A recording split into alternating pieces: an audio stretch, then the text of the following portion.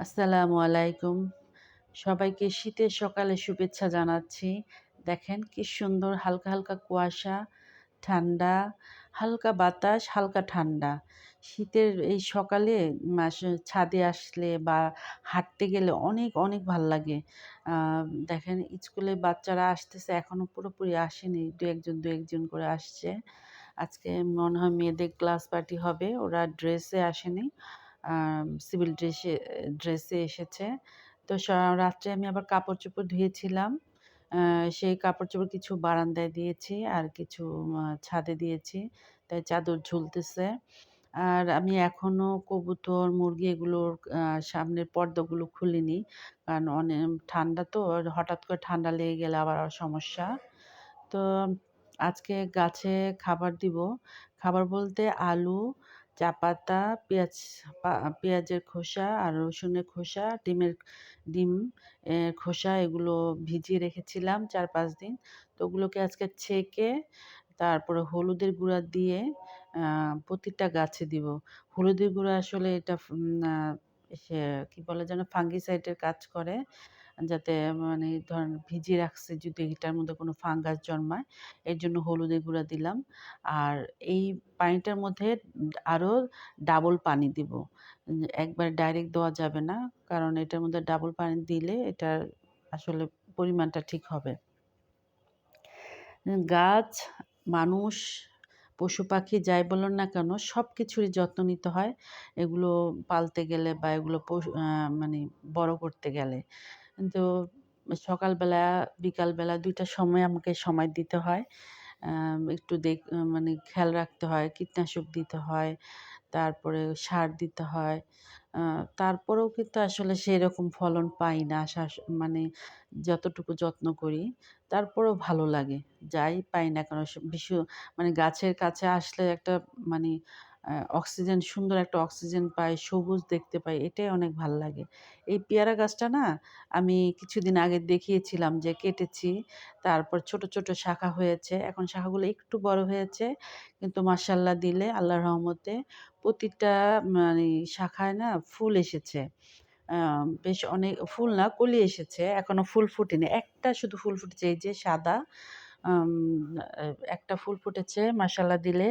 আর প্রতিটা মধ্যে আ কলি আসছে। আ আশা করি এবার একটু ভালো মানে ফলন পাবো, পেয়ারা পাবো আরকি। কারণ যত্ন নিচ্ছি। আর ছেঁটে দিয়েছি অতিরিক্ত আসলে পেয়ারা মানে টবের মধ্যে পেয়ারা গাছ বা যেকোনো গাছই মানে বেশি লম্বা হতে দিতে হয় না। ছোট রেখে মানে ঝোপালো করতে হয়, তার মধ্যে আরকি ফলনটা পাওয়া যায়। চেষ্টা করছি, দেখি কি হয়, কতটুকু পাই। এগুলো হচ্ছে ক্যাপসিকাম গাছ আর হচ্ছে বোম্বাই মরিচ গাছ আর কাঁচামরিচ গাছ। তো এগুলোতেও আমি দিলাম, সবগুলো গাছেই দিয়েছি। তো লাউ গাছে দিলাম, জালি কুমড়া গাছে, মিষ্টি কুমড়া গাছে দিলাম। আর এইবার আসলে একটা সিম গাছ বোনা হইছে, সিম গাছ বুনতে হবে আরো। আসলে এবার লেট করে আমি গাছ বুনেছি, তাই আমার গাছগুলো অনেক ছোট। আ এখন কিন্তু অনেকের গাছ মাচায় চলে গেছে। কেউ আবার ফলনও তুলছে সিম, লাউ, শাক। এবার আমি অনেক লেট। তেমন কিছুই না। এটা হচ্ছে তুলসী গাছ। আর এটা হচ্ছে মানে কি বলে এটাকে? পাথরকুচি গাছ। যাক ছোট খাটো সবকিছুই আছে। চেষ্টা করি কিছু রাখার জন্য। আমার এখানে টমেটো গাছে ফুল আসছে। আ এটাতে আসলে দিতে হবে। ওই যে কি বলে যেন? কঞ্চি দিয়ে বেঁধে দিতে হবে। তো ওর বাবাকে বলেছি যে, "আমাকে কিছু মানে বাঁশ এনে দাও। আমাকে মাচা বানায় দাও যাতে আমি এগুলোকে করি।"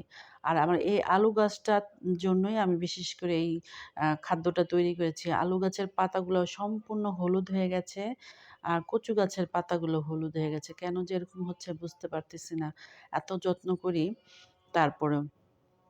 এই যে পানি ছাকার পর যেই জিনিসটা বের হয়েছে, এটা এই বালতিতে রাখবো।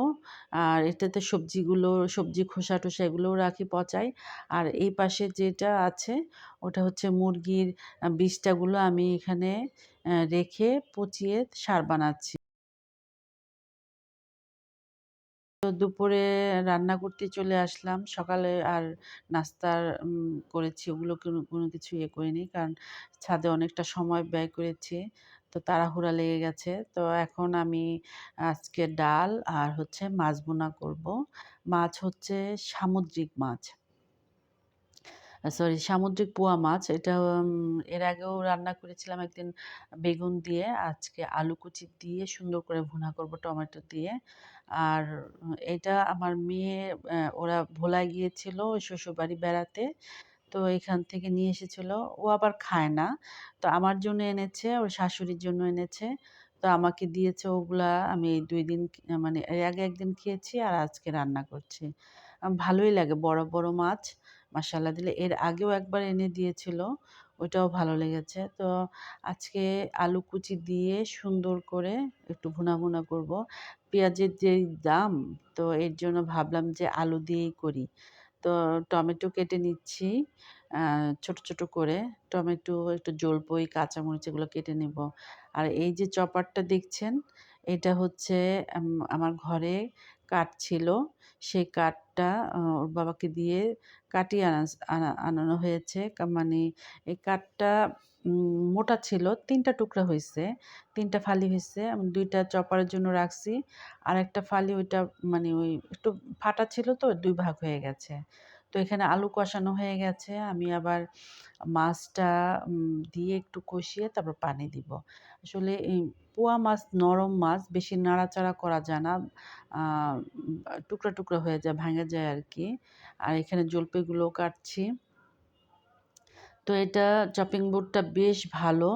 আর কাঠটা বেশ ভালো। যাদের কাছে নিয়ে গেছে কাটানোর জন্য সমিলে, তো তারা বলছে যে, "এত সুন্দর, এত ভালো কাঠ কোথায় পেলেন?" তো মানে কাঠটা নাকি অনেক ভালো। ওর আরো একটা টুকরা আছে, তবে এত বড় না, আরেকটু ছোট। আর আরেকটা আর ২ টা টুকরা আর যে চপিং বোর্ডে আছে, তো ভাবছি একটা মেয়েকে দিব আর একটা দিয়ে ফিরি বা টুলটুল বানাবো। তো এখানে টমেটো, জলপাই আর কাঁচামরিচ দিয়ে দিব। তারপরে ধনিয়া পাতা দিব। উম ধনিয়া পাতা আসলে আমার ওই যেটা মানে এখন বলে শীতের যে ধনিয়া পাতা, ওইটা নেই। তো এখন এটা আমি ছাদ থেকে বিলাতি ধনিয়া পাতা নিয়ে আসছি। তো এখন এটা দিয়ে আরকি আপাতত কাজ চালাবো। তো রান্না প্রায় হয়ে আসছে। আরেকটু ঝোল শুকালেই নামিয়ে ফেলবো। আজকে নরমাল খাবার ডাল আর হচ্ছে মাছ ভুনা। আ এই দিয়ে আজকে আমাদের দুপুরের খাবার হবে, দুপুরে রাত্রে। আর মানুষ ৩ জন তো তাই। সকাল থেকে এই পর্যন্ত এখন রাত। খুব ব্যস্ততা গেল আজকে সারাদিন। এটা হচ্ছে রাত্রেবেলা। আ এ এখন হচ্ছে রাত্রে আমি একটু মাছের টিকিয়া তৈরি করব। এটা আমার মেয়ের জন্য করছি। আ আমার মেয়ে আসলে নিজ হাতে মাছ ধুলে, কাটলে আ আমার মেয়ে আর ওই মাছ আর খেতে পারে না। ও খুব মানে ওর কাছে গন্ধ লাগে। এমনিই মাছ খেতে চায় না। তারপর যদি নিজ হাতে ধয়, ইয়ে করে আর খেতে চায় না। এর জন্য ভাবলাম যে আমি তৈরি করে দেই। এখানে টিকিয়ার মধ্যে দিয়েছি ধনিয়া পাতা, উম উম পুদিনা পাতা, তারপর হচ্ছে পেঁয়াজ বেরেস্তা, লেবু, হলুদ, মরিচ, ধনিয়া জিরার গুঁড়া, আর মাছটা তো আদা রসুন সবকিছু দিয়ে বেশি করে আমি সিদ্ধ করে রেখেছি। একদম শুকনা, শুকনা করে সিদ্ধ করেছি যাতে ওই মসলাটা মাছের গায়ে লেগে থাকে।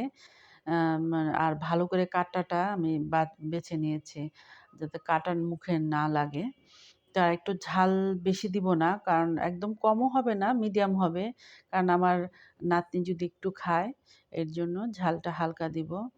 তো আগে আসলে আমি অনেক এই টাইপের মাংসের টিকিয়া, মাছের টিকিয়া এগুলো তৈরি করে রাখতাম মুরগি, গরুর।